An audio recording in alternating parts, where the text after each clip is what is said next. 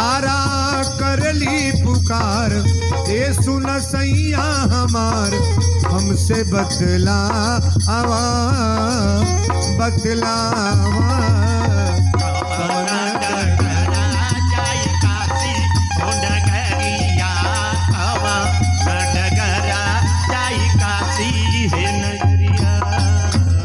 बोल दी विश्वनाथ धाम की। ए बाबू हरिश्चंद्र राजा अपना रानी के लड़का के लेके बनारस में पहुंचल बड़े।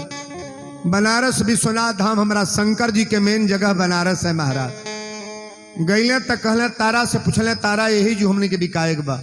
विश्वामित्र बाबा कहले को दिन में बिकाईबा लोग तो कहले सरकार जहिए गहकी लाग जहिए जब बेचही के बा। खेत तो बेचे के ना बा, गहना बेचे के ना बा, देह न बेचे के बा। तो देह बेचे वाला गहकी जब लागी तब न बिकाई। हरिश्चंद्र का कहले पहले जौन डूगी लगावे सो मार्केट में ओके बोलौले, कहले भैया एक डूगी लगा दो कि बाजार में कल बाजार लगेगा, 3 लोग बिकने के लिए आए हैं। वो डूगी वाला बनारस मार्केट में घूमे लागल कि ऐ बनारस के वासियों, 3 मूर्ति कल बिकने के लिए आ रहे हैं। एक औरत महिला है, एक छोटा बेटा 12 वर्ष का है, एक नौजवान पुरुष है। 3 लोग बिकेंगे। डुगी वाला डुगी लगौला से दादा कहियो बाजार में उतना भीड़ नहीं जितना भीड़ हो गए। हाजी नगर में घूम के कोई देखो लड़का बिकाता तो जो लोग आ जाएगी ना, खाली देखे आई कि देखल जा के हो कैसन कहाँ के। कपड़ा बिकाला, सोना बिकाला, चप्पल बिकाला, मिठाई बिकाला, सजी बिकाता, लेकिन शरीर बिका बाजार में महाराज। वो भी राजा की शरीर छोटी बात थोड़ो न है। भगवान शंकर जी कहले कि बिकाए खातिर तैयार गई, लेकिन सजी करे करावे वाला तो हम ही है ना। सत्य के धर्म बनोले, धर्म के देखी सत्य धर्म दोनों जने के तैयार कैले। सत्य टप दे डोम बन गई, आ धर्म ब्राह्मण बन के वही बाजार में गई। अब बाजार में बोली लगा था, तारा के हाथ जब हरिश्चंद्र पकड़ ले और रोहित के हाथ पकड़ के जब बोली लगौले, तारा कली नाथ हफ्ते बिकाए के बटले बा। पहले ही बताई बाजार में बिकाई के पहले रौरा बिकाई की हम। हरिश्चंद्र कहले अपने मुंह से, कैसे कहीं की रानी तो के बेचब, जकरी मांग में सिंदूर लगौले बनी ओके बाजार में ले आके बेची, हमार मनोबल कैसन होता। लेकिन तारा से कहले, तारा पहले तू ना बिकेबू। अच्छा बताई कैसनो मेहरारू हो चाहिए कि हमार मर्द पहले बिका जा चाहिए। तारा कलीनाथ पहले कान खोल के सुन ली, अगर बाजार में बोली लागी तो पहले हम बिकाए, चाहे जे गहकी लागे पहले हमार गाहक खोजी, एकरा बाद रुआ बिकाए। हरिश्चंद्र कहले तारा हम बिकाए। रोहित कहले पिताजी केहू ना बिका, पहले हमरा के बेच के पैसा बाबा के देन दी, सोना दे दी। तारा रोए लगली, कहली भगवान ही कौना नगर पर ले आकर खड़ा कर दिया। हम अयोध्या के रानी रहली हैं, आज ये मोड़ पर ले आके खड़ा कैले बड़े कि आज हमनी का 3 जनी बिकाए जाता नहीं जा। हरिश्चंद्र बहिया पकड़ के बाजार में बोली बोला, तड़ा ध्यान दीजिएगा। अरे ऐ काशी के वासियों अब सुन लो मेरी पुकार, ऐ काशी के वासियों सुन लो मेरी पुकार। बिकता हूं कोई मोल ले, होगा बड़ा उपकार।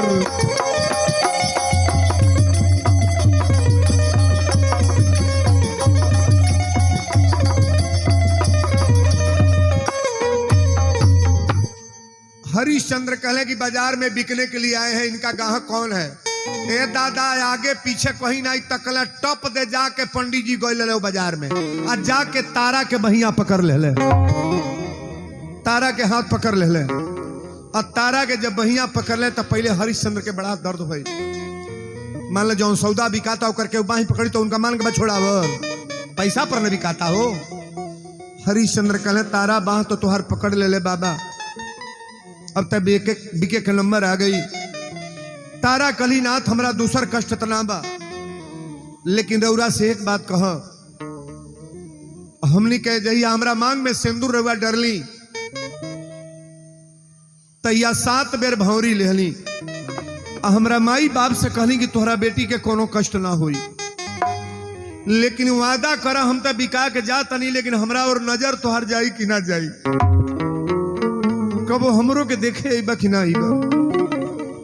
हरिश्चंद्र कहले भगवान कौना मोड़ पर ले गए रउरा के तरह का करतनी। हरिश्चंद्र के आंख में आंसू आ गई। तारा खवरिया में पकड़ के हरिश्चंद्र के रोवे लगली। कहली नाथ हफ्ते जाता नहीं का जानी तोहसे हमरा भेंट फेर होई कि नहीं होई। अरे जौने सौदा के बेचा तड़ ई का जानी पंडित जी हमरा से कौन पहले कौना तरह से व्यवस्था रखी है। जाए के तो जाता नहीं लेकिन अब तोहसे मिलन फेर होई कि नहीं। तारा रो के हरिश्चंद्र के गोड़वा पर गिर के कहली नाथ मांग में सिंदूर लगोले बड़ा तोहरा अर्धांगिनी बन के आइल बनी। अगर हमसे कोनो कष्ट भइल हो तो के क्षमा करिया। अब तक दूसरा के हाथ से हाथ धरावत रह। लेकिन तारा जब चले लगली तो तारा रो के कहली आर मिलने से नाता आजू, आर मिलने से नाता अछूटल पिया, मिलने से नाता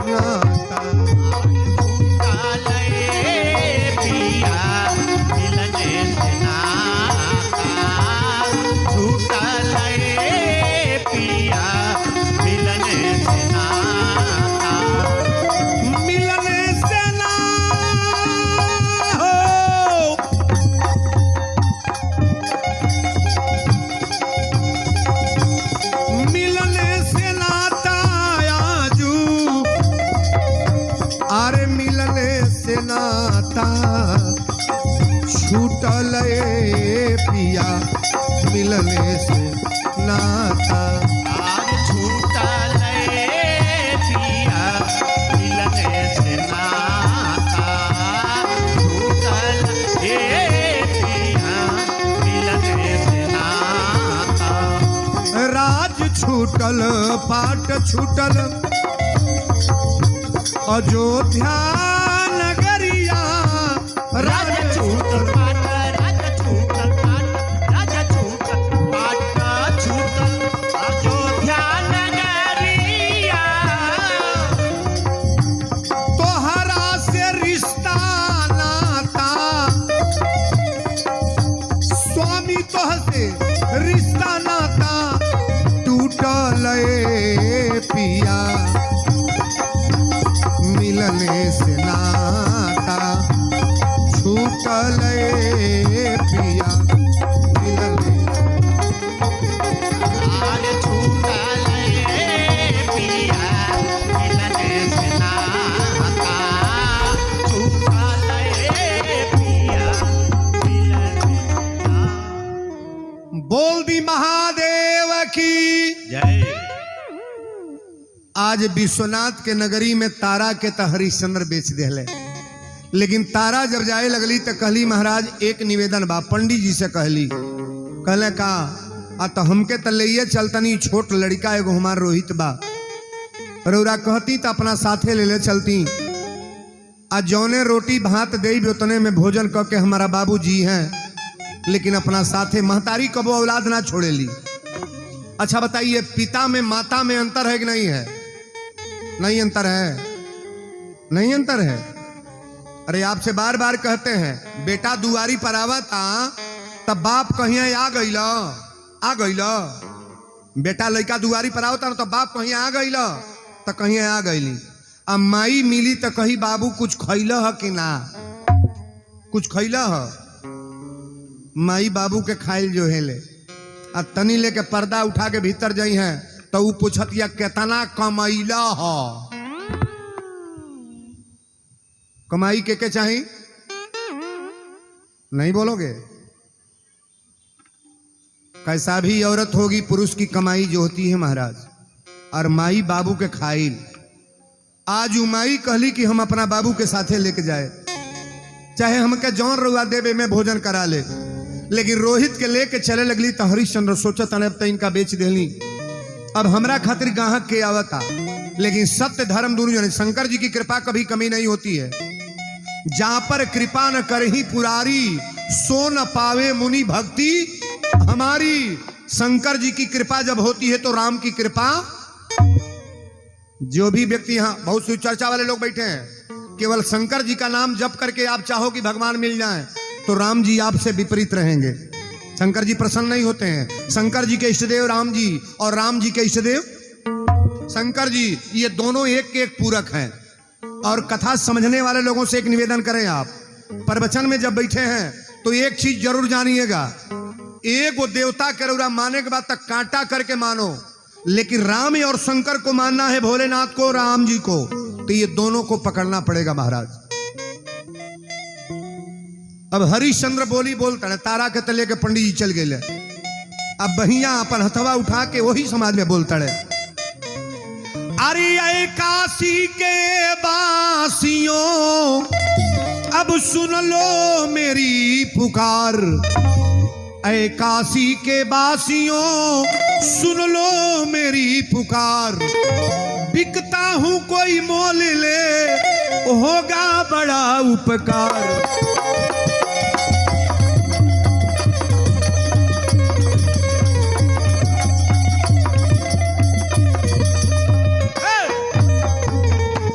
काशी के बासियों सुन लो मेरी पुकार, बिकता हूं कोई मोल ले होगा बड़ा। वही बाजार में कलुआ नाम के डोम गइल बातनी। अब हमरा और ताकत। अच्छा एक बात बताइएगा, बनारस से आप जाते हैं तो आज भी हरिश्चंद्र घाट है कि नहीं है? नहीं है, नहीं है। बनावटी कोई सौदा नहीं है। इस कथा को जब समझ में बात आ जाएगी तो महाराज दिल पर तो उतरने वाली बात होगी। हरिश्चंद्र गई बड़े आ तारा के रोहित के तो पंडित जी के साथे लगा दिले, लेकिन इनके गहकी के आवता वही बाजार में कलुआ डोम।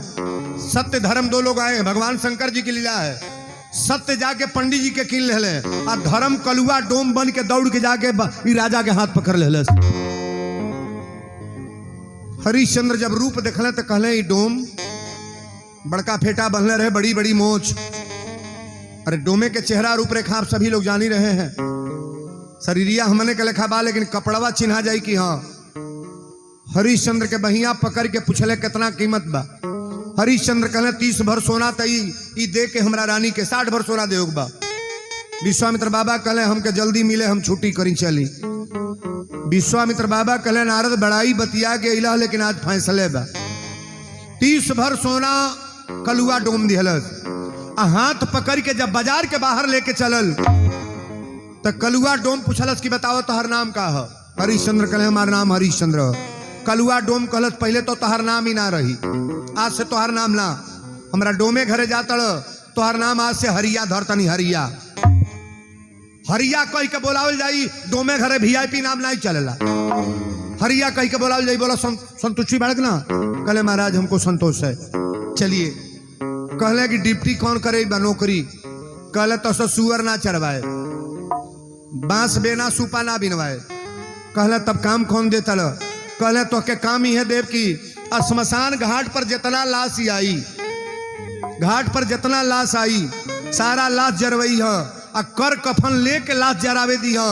ओ जो के दक्षिणा बिना ले लाश जरावे मत दी है। हरिश्चंद्र कहले भोलेनाथ ई कहाँ कहाँ भेज दिला?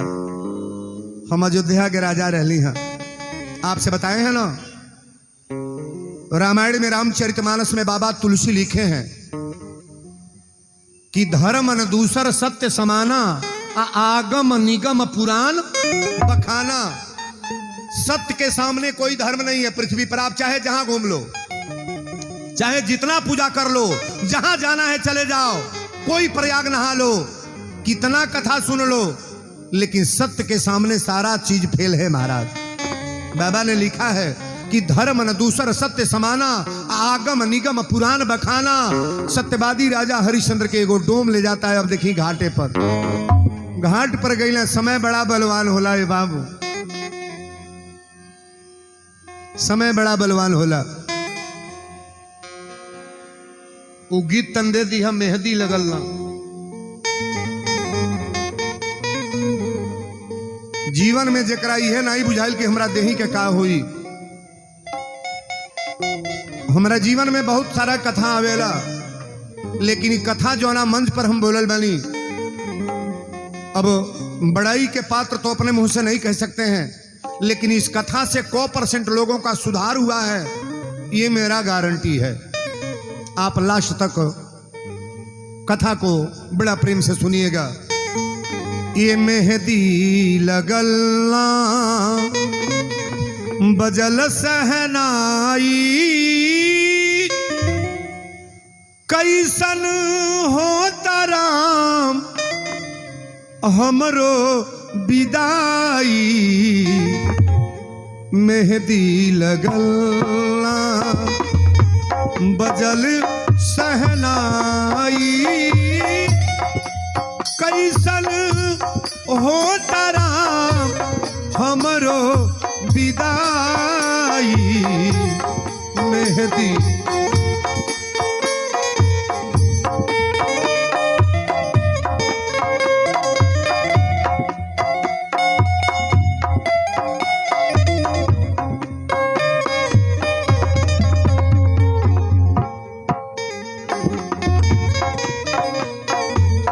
अरे नाबू निहोरा बूझे न माने हाथ जोरी नाबू निहोरा नाबू नाबू निहोरा न माने हाथ जोरी ले ले जाता पिया हम राके बल जोरी कैसन बेदर्दी बा कैसन बेदर्दी बा अरे कैसन कसाई कैसन हो राम हमरो विदाई मेहदी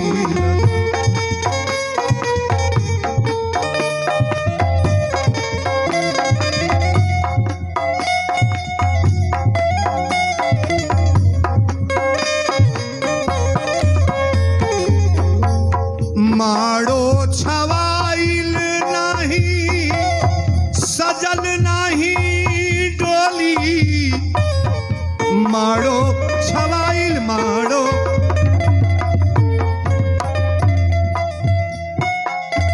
अरे सजल नहीं डोली काहे लोग हटावे लागल देहिया से चोली काहे लोग हटावे लगले देहिया से चोली अरे कितना बचाई अब कितना लजाई कैसन हो राम हमरो विदाई मेहदी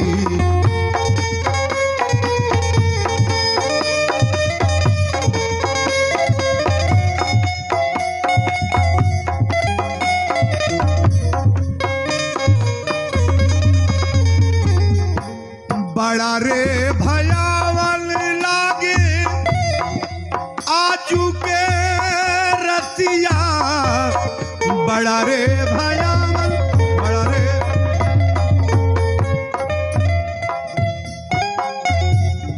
आजू के रतिया केहू नाही राजी बाटे बन के संगतिया केहू नाही राजी बाटे बन के संगतिया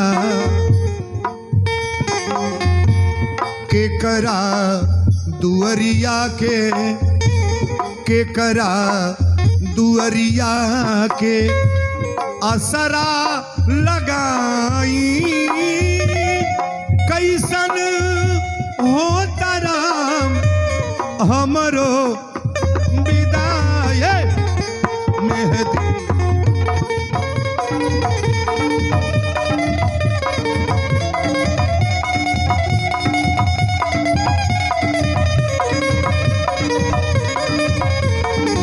अरे मेहदी लगल्ला मेहदी लगल्ला बजल सहनाई कैसन हो राम हमरो विदाई मेहदी लगल्ला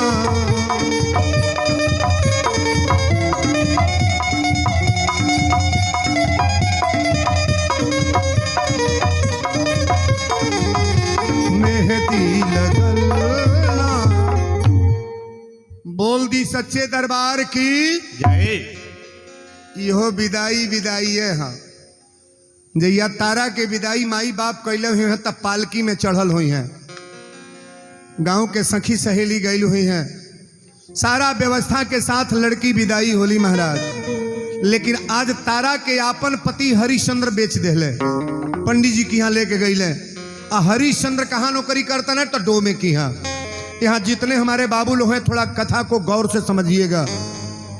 पंडित जी की यहाँ जब तारा गईली तो तारा कहली कि महाराज पहले हमके बताई हम कौन काम करब, पहले ही बताई संबंध हमारा और का रही। भगवान के दरबार में जहां अच्छा काम करने वाले लोग तो अच्छे ही मिलेगा ना, भले बिके हैं लोग लेकिन गौर से सुनिएगा। पंडित जी कहले कि तोहरा जितना घर के भगवान के पूजा पाठ के झांकी बा एक सुंदर सजैया पोछिया सुंदर बनाव, रोहित से कई दर रोज फूल तूर के ले आवा, माला बनावा भगवान के चढ़ाव। अगर पंडित के घरे आयल बड़ू तो ब्राह्मणी के काम तोके देता नहीं, तोहरा यह काम करेगा। तारा बड़ा खुश भैली, कहली हमसे राउर संबंध, कहले तोहरा के अपना घर के एक सदस्य मानता नहीं, हमसे गलत कोनो नाजायज संबंध तुहार ना बा। तारा बड़ा खुश भैली, रहे लगली, खुश हो गईली। कहली राजा बेचला तो जरूर लेकिन कोनो आदमी से भेंट हो गई बा। भगवान के लीला बड़ा अजीब होला, जाको राखे साइया मार सके ना कोई, अब बाल न बांका कर सके जो जग बैरी। हरिश्चंद्र के डिप्टी लागल बा, जो तनी कड़े डिप्टी बा, कबो 3 बजे डोमिनिया रोटी लेके आवे, कबो पानी तौला में लेके आवे। ए हरिया ए हरिया। हरिश्चंद्र कहे कौ बेर बुलावा बोलब तना, महीना महीना बीत जाता, पानी से मतलबे ना, वो भोजन से मतलबे ना। गंगा महारानी के किनारे वही तरह भगवान शंकर के ध्यान देके हरिश्चंद्र पहरा देता है। लेकिन वो पहरादारी में कोनो के भाई मरल बा जवान लेके आवता, वो घाट पर कोनो के माई मरल बा, कोनो के बहिन मरल बा, कोनो के नौजवान बेटा मरल बा। महाराज कई हजार लाश रोज जरता। जब हरिश्चंद्र देखे तो कहले कि हमार बेटा रोहित कैसे हुई है, हमार तारा कोना तर से हुई है। पंडित जी की यहाँ बेचे तो बेच देहली, अने तारा के चिंता लागल बा कि राजा केकरे घरे गई, हमारी स्वामी के ले गई। लेकिन भगवान के लीला बड़ा अजीब है। तुलसी बाबा लिखले बड़े कि होइहन वही जो राम रची। परमात्मा जो करते हैं बड़ा बढ़िया करते हैं। डिप्टी लागल बाब रोहित रोज फूल तूरे, लेकिन भगवान शंकर जी कहले सजी लीला तो चलते बा। विश्वामित्र बाबा भी ये फेर में परले बड़े, टप दे सर्प बन के गेले। देखिए घाट पर अब हरी और रोहित के डसत आया सांप। आज जब सर्प कटले बा, लड़का दौड़ल बड़ा, कहले तारा ए तारा। तारा कहली का भइल? छोटा छोटा बच्चा कहले तोहरा बेटा के सांप कटले बा और जो मारल बा फुलवारी में। तारा जब सुनली तो कहली विधाता सब कुछ चल गई, बिकाई ले ली बढ़िया जगह पर, कोनो बात ना रहल हो। लेकिन आज हमके उतना बड़ा ठोकर लग गई। शंकर जी के दरबार में जेके बेटा ना मिलल बा, वो बेटा मांगे आवेला। जेकरा औलाद ना बा, ये दरबार में बेटा लोग मांगे आवेले। हम बेटा लेके आए लिए, बेटा मर गई। भोलेनाथ तहरी दरबार में लड़का मर गई। तारा दौड़ल बड़ी, हमारी बहनें बेटियां बाबू लोग और करेंगे। जब वो जगह पर गई बड़ी तो रोहित के गोरवा में उठा के रोवे लगली। कली रोहित एक बेर माई के देख ल बाबू, तोहर माई बुलावतिया। रोहित कहे के ताके रोहित भगवान के लीला समलबा। तारा कहली कि भगवान अब केकरा दरबार में कौना जगह लेके जाई, कौना जगह। आज तकले रौरा बहुत देखले होखब अपना बेटा के लाश, केहू नहीं बात मामा फूकत रहे, मौसा फूकत रहे, चाचा फूकत रहे। लेकिन तारा अपनी बेटा के लाश कैसे लेके चलली? आधा साड़ी पहरले बड़ी, आधा साड़ी में कफन बना के रोहित के लपेट के कोरा में ले तरी। देखे वाला लोग के बाबू तारा सोचा तड़ी कि अब अगर हरिश्चंद्र राजा हमसे पूछिए कि रानी बतावा तो हर बेटा का भाई कौन उत्तर दे। बेचे के तो हमके बेचला, लेकिन साथे लेके आयल बनी। अयोध्या छूट गई, स्वामी से रिश्ता टूट गई, एगो बेटो लेके अली है तो यहू के आसरा टूट गई। अब केकरी शरण में, केकरी दरबार में जाएंगे घाट पर। लेकिन गोद में जब बेटा लेके चले लगली तो जो भाव देखब कितना सुंदर बा। गोदी में हमके दे के ललनवा अरे छोरी ली हलाए विधाता छोरी ली हलाए विधाता छोड़ली हला हे विधाता छोड़ली हला हे विधाता गोदी में हमके दे के ललनवा छोरी ली हलाए विधाता छोरी ली हलाए विधाता छोड़ली हला हे विधाता छोड़ली हला हे विधाता हरिश्चंद्र दानी के सबया रानी के हरिश्चंद्र दानी के सब्यारानी के दर दर घुमावाला ठोकर लगावाला अरे हमरा न कुछ बुझाता हमरा न कुछ बुझाता अरे पूछी है पियाता का बतलैबे पूछी है पियाता का बतलैबे अरे छूटल जन्म के ई नाता का कैला ये विधाता कैला हे विधाता कैला हे विधाता गोदी में हमके दे के ललनवा छोरी ली हलाए विधाता का कैला ए विधाता कैला हे विधाता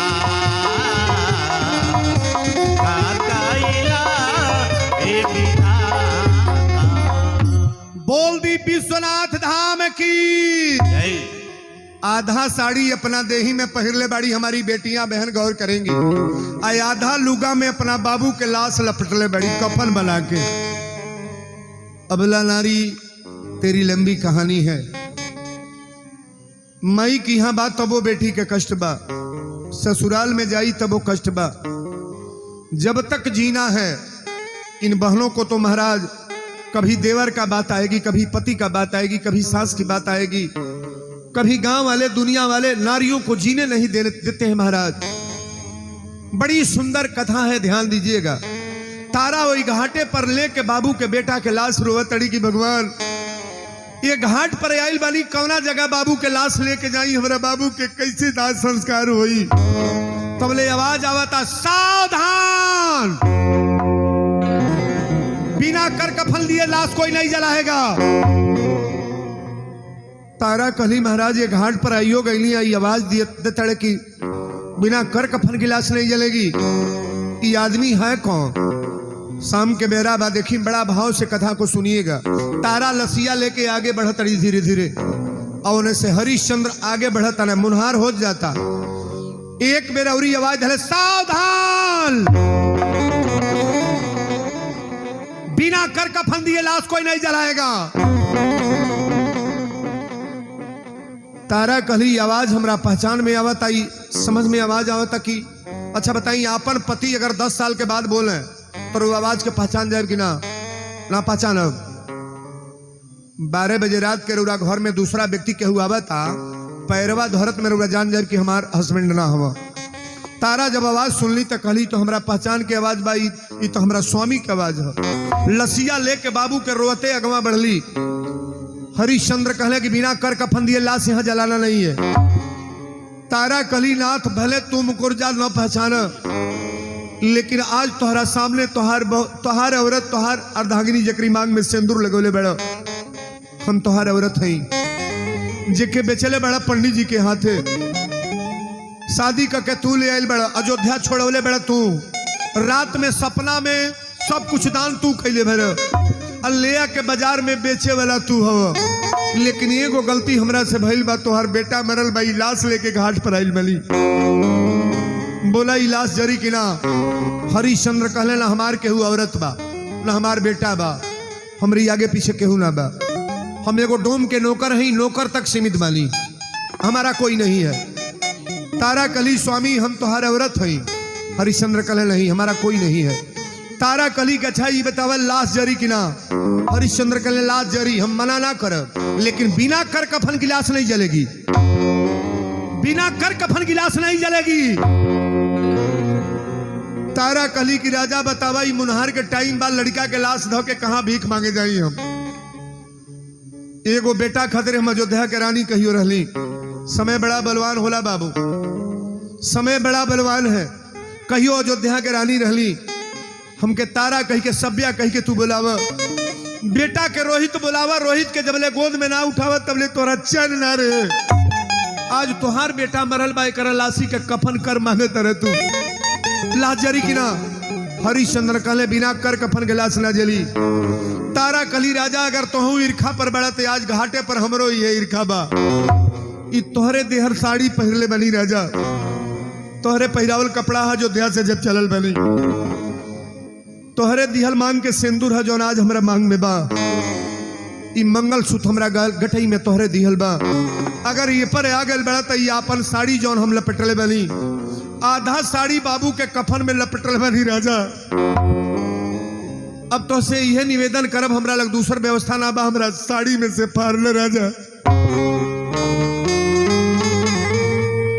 हमारी साड़ी में से फाड़। तो से रिश्ता तब हमारे समाप्त बा, लेकिन ला हमारी साड़ी में से फाड़। हरिश्चंद्र सोचे लगे कि भगवान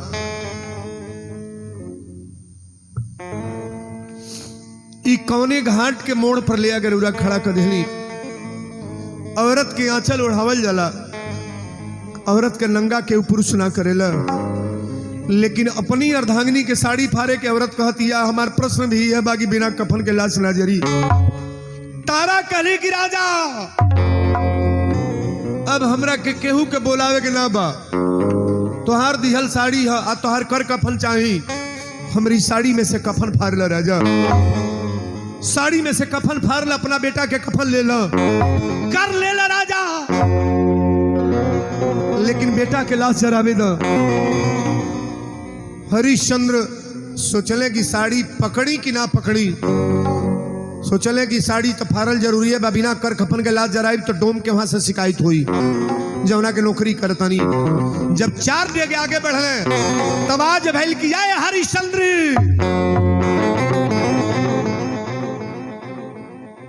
अपनी औरत के साड़ी पर हाथ न लगई है। जितना तोहार परीक्षा बा सब यही जो गलत हो जाई, लेकिन भगवान पर भरोसा लिखल बा कि जिनकी रही भावना जैसी प्रभु मूरत देखे तीन। बनारस में गए बने भोलेनाथ के नगर में, वहां से केहू भिखारी होके ना आवेला, जे जौन मंगले बा बाबा से मिलल बा। आप लोग बड़ा प्रेम से कथा को समझिएगा। अरे अनाथ कैसे होई, अनाथ कैसे होई जेकर नाथ भोले। बहने हमारे बाबू लोग थोड़ा हाथ उठाइएगा सब लोग। जेकर नाथ भोले नाथ अनाथ कैसे होई, जेकर नाथ भोले नाथ अनाथ कैसे होई, जेकर नाथ भोले नाथ अनाथ कैसे होई।